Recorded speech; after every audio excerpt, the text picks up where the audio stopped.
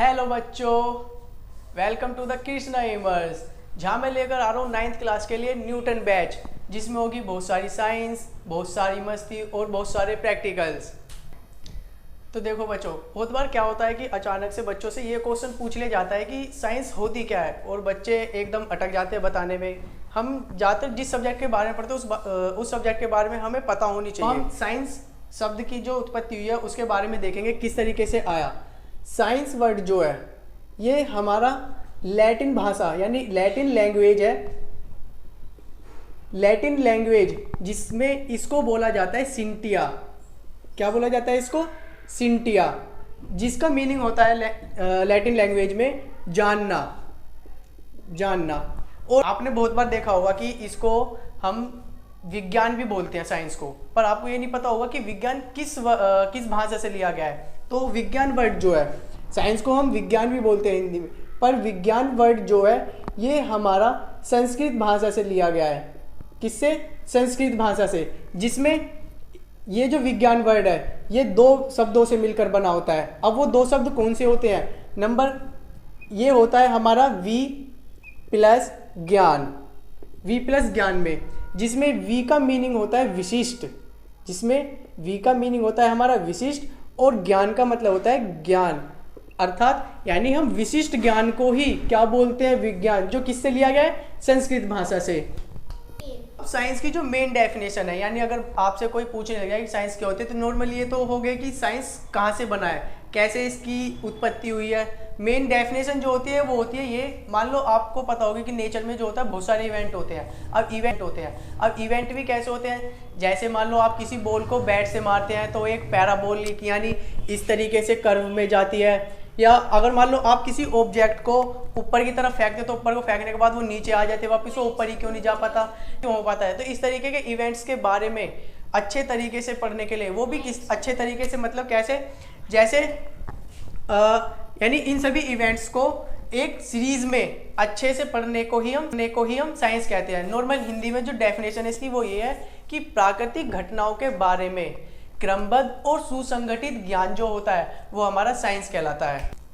तो बच्चों देखो, जैसा कि पता है कि मैं फिजिक्स यानी 9th क्लास के लिए फिजिक्स का न्यूटन बैच ला रहा हूँ। तो साइंस के बारे में तो हमने पता कर लिया कि साइंस होता क्या है और इसकी जो डेफिनेशन है वो क्या होती है। अब मैं थोड़ा सा फिजिक्स के बारे में बताता हूँ, क्योंकि साइंस में फिजिक्स भी है। तो फिजिक्स के बारे में पता करेंगे, फिजिक्स क्या है, यानी इस फिजिक्स वर्ड की जो हम फिजिक्स बोल देते हैं, हमें ये नहीं पता होता कि इस फिजिक्स की जो उत्पत्ति है, यानी ये फिजिक्स वर्ड बना कहाँ से है। तो मैं बता दूं, जो हमारा फिजिक्स है ये हमारा ग्रीक लैंग्वेज से बना है। किससे? एक ग्रीक लैंग्वेज है, ग्रीक भाषा है, और इस ग्रीक भाषा से लिया गया है, जिसको ग्रीक भाषा में हम बोलते हैं फ्यूसिस, PHEUSIC,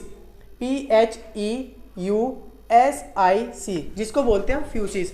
और मैं बता दूं कि फिजिक्स को हम संस्कृत भाषा में भी बोलते हैं, और हम हर बार बोलते हैं इसका नाम हिंदी में, पर हम हिंदी में बोलते हैं इसको कि हाँ इसका नाम हिंदी में है। तो मैं बता देता हूँ, वो वर्ड जो है जिसको हम हिंदी में बोलते हैं वो दरअसल संस्कृत भाषा का वर्ड है, जिसको हम बोलते हैं भौतिक। तो ये जो भौतिक वर्ड है ये संस्कृत भाषा का वर्ड है, जिसको हम फिजिक्स भी बोलते हैं। और अब हम देखेंगे फिजिक्स के बारे में हो गया, जो संस्कृत लैंग्वेज इसको ये बोलते हैं और ग्रीक लैंग्वेज में ये बोलते हैं इसको, ठीक है। अब बात आती है कि फादर ऑफ फिजिक्स कौन है। फादर ऑफ फिजिक्स के बारे में बहुत बार क्वेश्चन पूछ लिया जाता है कि आप फिजिक्स पढ़ रहे होते हैं तो टीचर पूछ लेते हैं एक साथ कि who is the father of physics.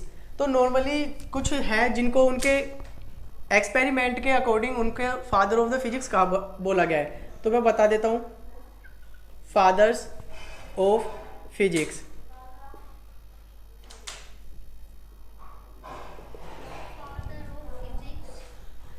कुछ साइंटिस्ट हैं जिनको फादर ऑफ फिजिक्स में बोला गया है, यानी जैसे मैं बात करूं न्यूटन की, न्यूटन, अल्बर्ट आइंस्टाइन,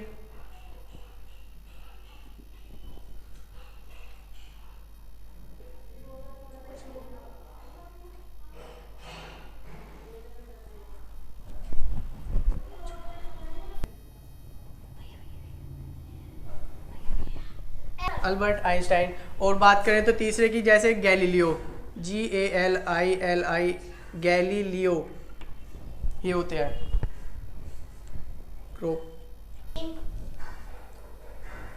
तो अब हम फादर ऑफ फिजिक्स के बारे में पढ़ेंगे, जिसमें हम फादर ऑफ फिजिक्स में यानी 3-4 साइंटिस्ट होते हैं जिनको फादर ऑफ फिजिक्स के लिए माना जाता है। जैसे हमारे वो न्यूटन्स हुआ। अब न्यूटन्स को फादर ऑफ फिजिक्स जो बोला गया है वो इनकी इक्वेशंस ऑफ मोशंस के अकॉर्डिंग बोला गया है, यानी इन्होंने जो बनाई थी मोशंस ऑफ इक्वेशंस बनाई थी, इक्वेशन ऑफ मोशन, ये इन्होंने 3 इक्वेशंस दी थी हमारी। और अल्बर्ट आइंस्टीन को ई यानी एनर्जी मास इक्वेशन, जिसके बारे में आपने पढ़ा होगा, एनर्जी मास इक्वेशन, और हम अपने आगे आने वाली वीडियो में भी इसका अच्छे से करेंगे। और एनर्जी मास इक्वेशन जो होती है ये होती है E=mc²। तो देखो बच्चों, अब फिजिक्स के बारे में तो हो गया। अब हम बात करेंगे फादर ऑफ फिजिक्स। किसके बारे में? Father of physics. बहुत बार क्या होता है कि कोई भी टीचर्स क्वेश्चन पूछ लेते हैं कि फादर ऑफ फिजिक्स कौन है, यानी फादर ऑफ फिजिक्स किसको बोला जाता है। तो मैं बता देता हूँ। नंबर 1 हमारे होते हैं न्यूटन,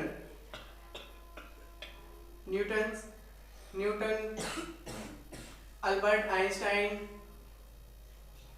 भाई वापस कर दी।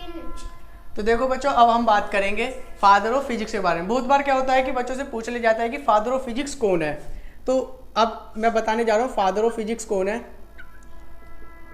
और ये जितने भी पॉइंट हैं इनको आप रफली नोट कर लीजिएगा, जिससे आप अगर बाय चांस इनको भूल जाते तो रीडिंग के जरिए आप इनको याद रख सके। तो फादर ऑफ फिजिक्स मैं बताना चाहूँगा, जैसे होगा मैं न्यूटन, अल्बर्ट आइंस्टाइन,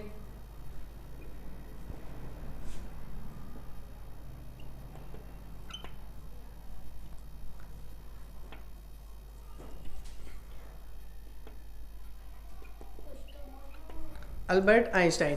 अब न्यूटन्स को फादर ऑफ फिजिक्स के लिए क्यों बोला गया?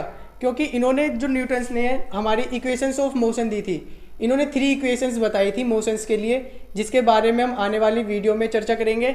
और अल्बर्ट आइंस्टाइन को मास एनर्जी इक्वेशंस के बारे में, यानी इन्होंने जो बताया था मास और एनर्जी के बारे में बताया था कि किसी भी एनर्जी को हम मास में कन्वर्ट कर सकते हैं और किसी भी ऑब्जेक्ट के मास को उसके एनर्जी में कन्वर्ट कर सकते हैं।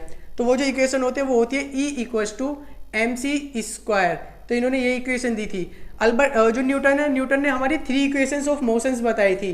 तो एक इम्पोर्टेंट चीज़ ये है कि आप जब किसी भी सब्जेक्ट को पढ़ने बैठो तो उसका आप सिलेबस डाउनलोड करें, और डाउनलोड करके उस सिलेबस को अपने हाथों से लेंगे, जिससे आपको ये पता रहे कि हमें उस टॉपिक के बारे में क्या क्या पढ़ना है और उस चैप्टर के अंदर क्या क्या है। वो चीज़ें आप सबको लिखने से याद रहेंगी, ठीक है।